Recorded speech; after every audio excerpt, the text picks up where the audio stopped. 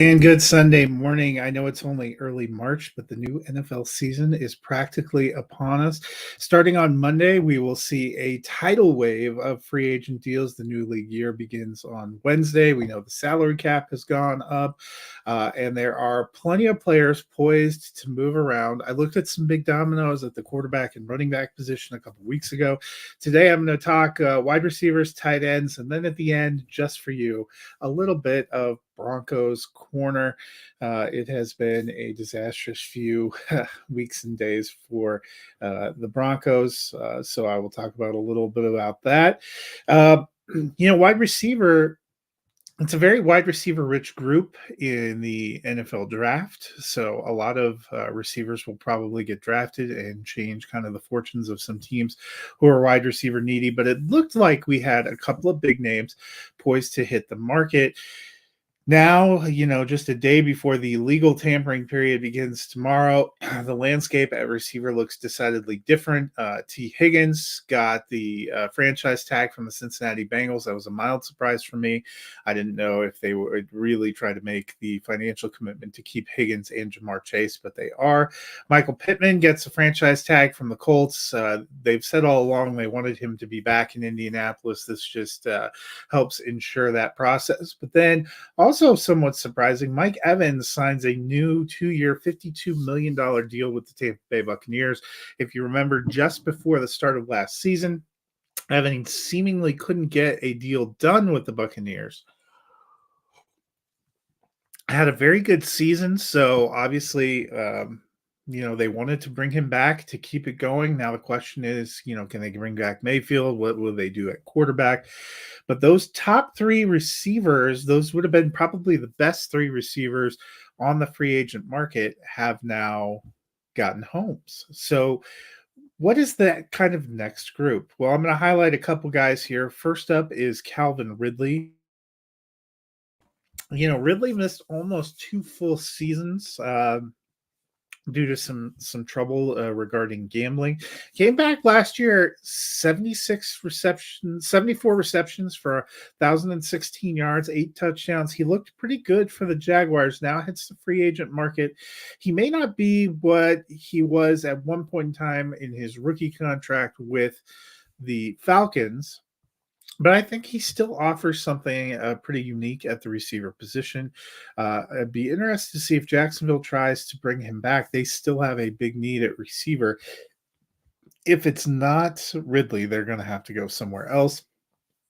I also, it'd be fascinating to see him play with a guy like Lamar Jackson. He would be a true kind of big deep threat. We've seen they got a good possession receiver in Zay Flowers. They have a great tight end in Mark Andrews, a couple other good young pieces. So some interesting prospects there.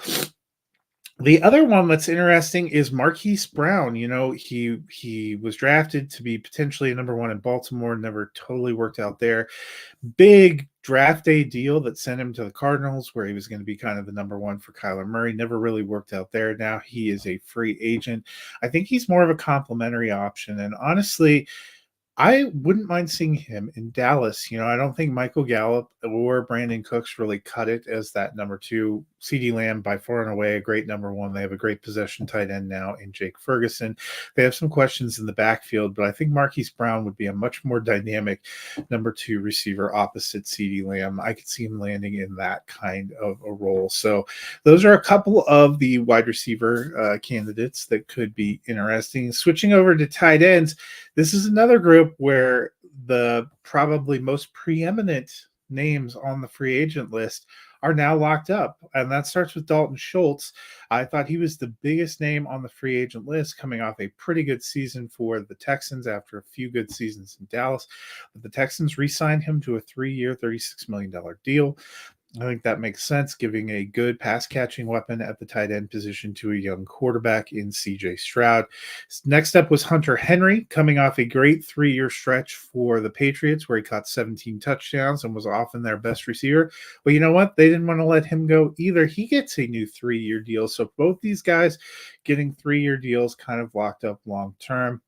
Veteran Zach Ertz, a guy that's been floating around the market for a little bit of time since being let go by the Cardinals at the end of last year, gets a 1-year deal to return to work with Cliff Kingsbury and the Cardinals, the Washington Commanders. So, three pretty good tight end pass catching options now off the board. So, what does that leave for free agency? Well, I'm going to highlight one guy, and that is Mike Gesicki. Franchise tagged in 2022, but didn't really fit the Mike McDaniel offense in Miami, so didn't have a great season. Was no surprise that they sort of let him go last offseason. He signed a 1 year, what seemed like kind of prove it deal with the Patriots. I expected there was an opportunity for a resurgence. Patriots offense was a bit of a mess. We didn't see a lot from Gesicki last season, so he's kind of on the market again. I wouldn't be surprised if we see another kind of 1 year prove it deal kind of thing, but I still think he can get back to that pass catching tight end that we saw the first couple of years when he was in Miami, which earned him that franchise tag. In the right situation, could be a dynamic fit. I think he'd be an upgrade over Tyler Conklin and Jeremy Rucker. I wouldn't mind seeing him slide over. I think he'd still be an affordable contract for a Jets team that's getting Aaron Rodgers back. Maybe give them another dynamic weapon. It'll remain to be seen, but he's probably the most interesting name in that tight end market. Second most for me is Noah Fant. Fant has been snake bit. Poor quarterback play when he was in Denver. Just a loaded group of receivers on a run first team while he was in Seattle. Now a free agent, kind of a low key under the radar free agent. If I'm being honest, I would love to see him return to Denver. I think he would answer a lot of questions. Greg Dulcich can't seem to stay on the field. Not sure that's ever going to pan out, but we will see how that goes. Speaking of the Broncos, as promised, I wanted to bring you a little bit of Broncos Corner, and let me tell you, it has been a unique and interesting week. Broncos announcing they're releasing Russell Wilson, not a huge surprise, but they're going to eat an $85 million cap hit that will be spread out over 2 seasons. How it gets spread out and where the bulk of it comes remains to be seen. They're also releasing Justin Simmons, the Pro Bowl All-Pro safety, who's been there for 8 years. Kind of a big blow. Just yesterday, they traded wide receiver Jerry Jeudy. Another move that was kind of expected, traded him for a 5th and a 6th round pick to the Cleveland Browns. Interesting situation there. Denver re-upped with Tim Patrick, saving some money there. I think they're going to keep Cortland Sutton. They also have Marvin Mims. It's not a bad set, 1, 2, 3 of receivers there, because you would have basically Sutton and Patrick on the outside, Mims more of a slot kind of receiver. For the Browns, it's also kind of interesting. Amari Cooper's still there, probably the number one. I liked what we saw from David Njoku last season. How many fantasy receivers will they be able to support in this offense? Deshaun Watson should be coming back. Nick Chubb coming back off injury. But now you have Jeudy and Elijah Moore as well. I think this really kills a lot of the value for Cedric Tillman. Maybe he's a deep league stash in case there's an injury, but I don't see him kind of cracking that lineup order. They're probably going to have Cooper, Jeudy, and then Elijah Moore in 3 receiver sets. Moore had a decent year and was kind of a low-end flex worthy. With Jeudy now in the mix, those two may end up eating each other's targets. Cooper, I still think is a starter, and I still like David Njoku at tight end. I just don't know that the Browns are consistently supporting 3 fantasy assets in the passing game, especially when they're kind of a run-heavy team. I think there could be still good value for Nick Chubb and Jerome Ford behind him. So that'll be an evolving situation unless they're changing their offense a lot. It gives them a dynamic set of weapons, but it may be frustrating from a fantasy perspective. For the Broncos, I've thought about this for a while. First of all, if you followed me for any length of time, you know that I think they need a change in the front office. If it was me, I would gut the front office, especially making a change of general manager. None of the moves of their current general manager have panned out. Drafting has been real hit or miss as well and hasn't made a lot of sense. It's time for a fresh start. As much as it hurts, it's been a decade since Denver was a good team, and maybe even a little longer than that since they were fun to watch. You get to a point where you have to do kind of a complete teardown and rebuild, and I think they're at that point in time.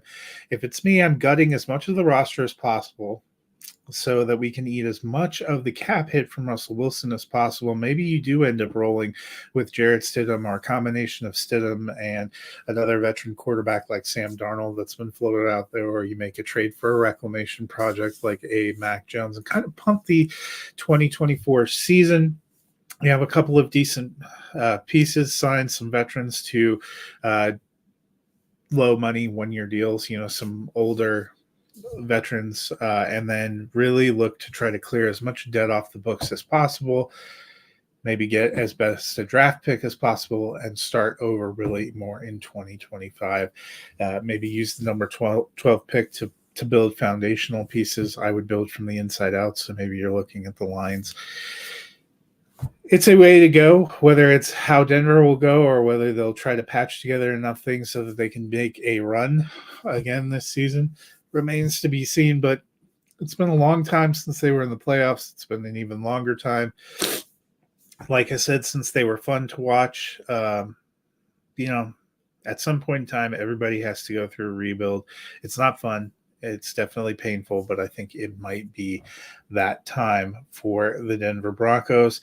Like I said, we will see if they have the courage to follow it all the way through. That'll do it for the NFL portion. I actually will be back next Sunday talking about some of the big free agent deals just because it's the most fun time of the year. Eric and I are off tonight. A little show called The Oscars is going live tonight at 7 Eastern. So hopefully you can check that out. Eric and I did some picks for awards last week. This next week, we will be looking at the Netflix movie Damsel, which actually opened this week, and a classic rewind film, The Boondock Saints, which is a great one for St. Patrick's Day, so you can look forward to that.